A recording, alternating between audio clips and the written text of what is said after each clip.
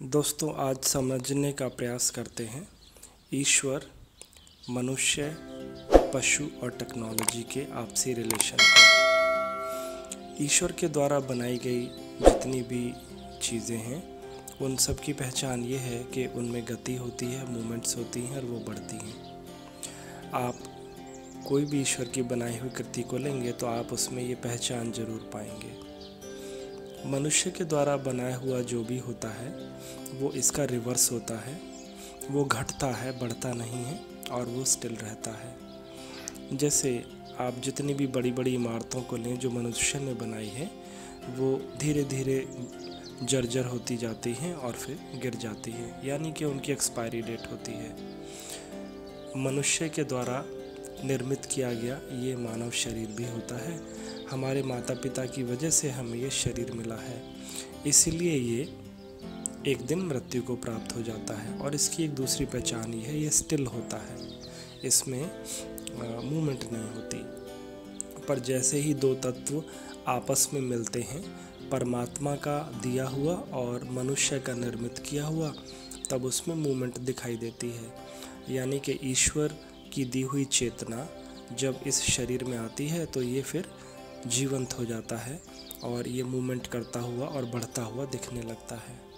आप पेड़ पौधों को ले लीजिए, वो बढ़ते हैं क्योंकि उनमें नेचर का, ईश्वर का दिया हुआ अंश होता है।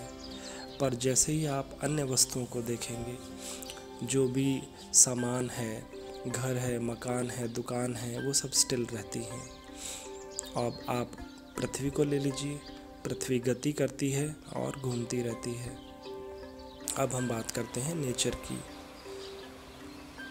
नेचर के अंदर जितने भी चींटी से लेकर हाथी तक जितने भी पंछी, जानवर, कोई भी अगर ऐसी चीज़ है, वो सब प्रकृति से बंधे हुए होते हैं। यानी कि वो प्रकृति के चक्र के हिसाब से ही अपने जीवन को जीते हैं। एक समय आने पर वो अपनी वंश वृद्धि करते हैं और जब वो काल बीत जाता है तब उनके अंदर किसी भी प्रकार के वो लक्षण नहीं होते।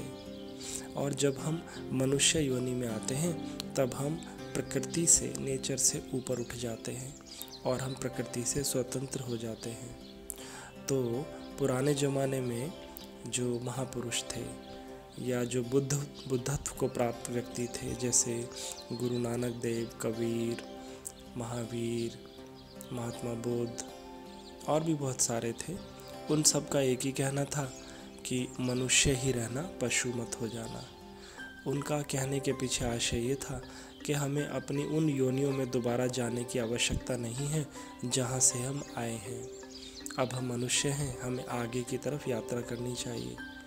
परंतु दोस्तों, आज आधुनिक मनुष्य, ये जो मॉडर्न मैन है, हमारी एक और अवस्था आ गई है जो उससे भी खतरनाक है, और वो है टेक्नोलॉजी वर्सेस मॉडर्न मैन। अब हम टेक्नोलॉजी के दास हो गए हैं। तो अब कहना ये पड़ रहा है कि मनुष्य ही रहना, यंत्र मत बन जाना। यंत्र का बन जाना पशुओं से भी निचली अवस्था होती है।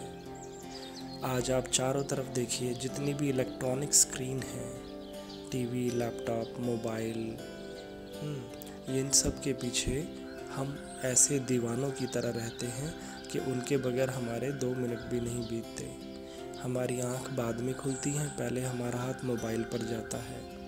रात को भी सोते सोते हमें नींद तब आएगी जब हमारा टीवी चल रहा होता है। तो हम टेक्नोलॉजी के बिल्कुल दास हो गए हैं और धीरे धीरे हम लोग यंत्रों की तरफ, यंत्र जैसे होते जा रहे हैं। यंत्रों के बारे में एक ख़ास बात ये होती है कि जितने भी यंत्र हैं वो ध्यान नहीं कर सकते, मेडिटेशन नहीं कर सकते और ना ही वो प्रेम कर सकते हैं। ये अधिकार केवल मनुष्य को है कि वो प्रेम कर सकता है और ध्यान कर सकता है। तो आज ज़रूरत है, सबसे पहली जो बड़ी आवश्यकता है, हमें अपने बच्चों की तरफ खास ध्यान देना चाहिए कि वो टेक्नोलॉजी के दास बिल्कुल ना बने। हाँ, इसका जितना एक उचित यूज़ होना चाहिए उतना सबको करना चाहिए, परंतु दिन रात इसके पीछे पागलों की तरह भागना बिल्कुल आवश्यक नहीं है। अगर हम ऐसा करेंगे तो हमारा तो जो हुआ सो हुआ, पर हमारी आने वाली कौम एक बहुत ही गहरे डिप्रेशन, टेंशन और विषाद में डूब जाएगी। और फिर उनका भगवान जाने क्या होगा सोचकर ही डर लगने लगता है। अभी न्यूयॉर्क में एक सर्वे हुआ था। उस सर्वे में बड़ी हैरानी की बात ही आई कि 10 लाख बच्चों ने कहा कि उन्होंने, हालांकि छोटे बच्चे थे, परंतु उन्होंने कहा उन्होंने अपने जीवन में गाय नहीं देखी, भैंस नहीं देखी, बकरी नहीं देखी सचमुच में। उन बच्चों ने गेहूं की बालियां खेतों में लहराती हुई नहीं देखी, उन्होंने ज्वार और बाजरे की फसल नहीं देखी, परंतु उन सब बच्चों ने टेक्नोलॉजी की हाइट देखी है। उन्होंने टेक्नोलॉजी की वो सारी चीज़ें देखी हैं जो हम भारतीय बच्चे अभी सोच भी नहीं सकते। वहाँ के छोटे छोटे बच्चे अक्सर प्लेन में यात्राएं करते हैं जो भी भारतीय बच्चों के लिए, सबके लिए सुलभ नहीं है। तो दोस्तों, जब हम टेक्नोलॉजी में इतने डूब जाते हैं तो उसी अनुपात में हम नेचर से भी दूर होते जाते हैं, और जब हम प्रकृति से दूर होंगे तो हम ईश्वर से भी दूर होंगे और खुद से भी दूर होंगे। आज समय आ गया है, आधा घंटा पौना घंटा ध्यान में बिताइए, मेडिटेशन कीजिए, अपने बारे में जानिए, ईश्वर तत्व को जानने का प्रयास कीजिए और टेक्नोलॉजी के इस्तेमाल को सीमित कर दीजिए। तभी हमारे शांत जीवन जीने की कोई उम्मीद है, वरना आप पूरे दिन कुछ भी करते रहिए, आप एक अपूर्व शांति का एहसास नहीं कर पाएंगे अगर आप टेक्नोलॉजी के दास बन जाएंगे। इन चारों तत्वों को बैठकर इनका चिंतन कीजिए कि ईश्वर तत्व क्या है। आपका जो भी धर्म है, आप जिस धर्म के मानने वाले हैं, आपका कोई ना कोई तो खुदा होगा, अल्लाह होगा, ईश्वर होगा, जीसस होगा, या आपको जो अच्छा लगता है, परंतु हमसे ऊपर कोई है, ऐसा मानते हुए उसका विचार करना चाहिए। और दूसरा, हम मनुष्य अंदर से कैसे हैं। बाहर से हमारा एक आचरण और एक व्यवहार होता है, परंतु हम अंदर से दूसरे ही व्यक्ति होते हैं। उसके बारे में जानना भी उतना ही ज़रूरी है। और प्रकृति के बीच में रहिए, कभी कभी नदी के किनारे बैठना, फूलों से बातें करना, रात होती है तो आसमान के तारों को निहारना, चांद को निहारना, ये बहुत अच्छी बात है।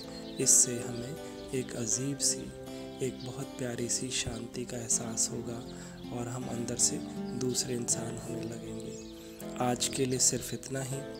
मैं doctor Harish Sharma, child psychologist, students behaviour expert and life coach. आपका दिन शुभ हो, मंगलमय हो।